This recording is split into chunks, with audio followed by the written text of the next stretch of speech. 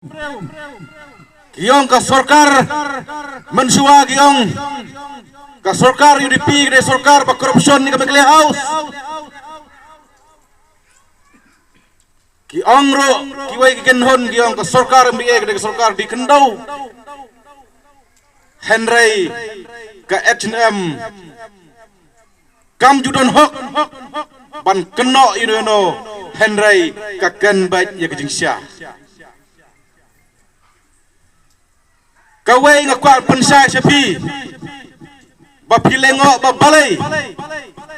yo pisolengo babalai ka H&M kawan hiar hane semusun nak benta ban pensai kumno banjit kinu khmat ngani tu epi kadon kejing keno nakiwai kenhon giong ba kano kenhon ka bom yalap election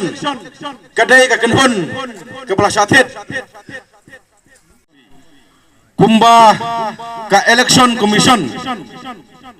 manla sansnem kala ailat yau pajba nung snong ban pentamai lane banjit yau nung khmat te parari nakaliang jong kaseng H&M ngisukwa ban kender basai bang Iwan hang ne om ban ben ya keno ko parti Iwan hang ne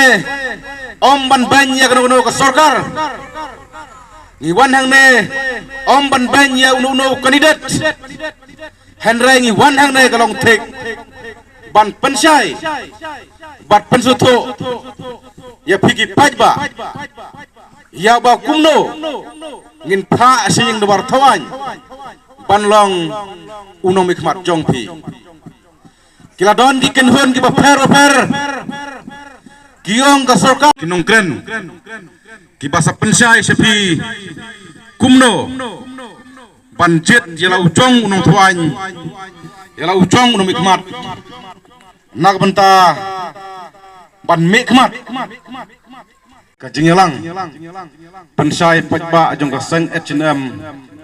kumno banjit yu nong thoany ban mikmat ya kajat benreu uban mikmat ya kajala khamtam hak nege election ke ban salong hak arpunyo terek menta umnai bam tausnem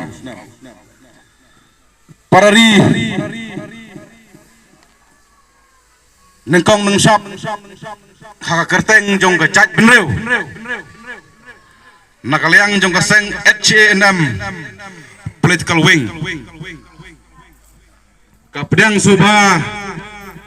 yapi kino husnong bae jong kasnong mausun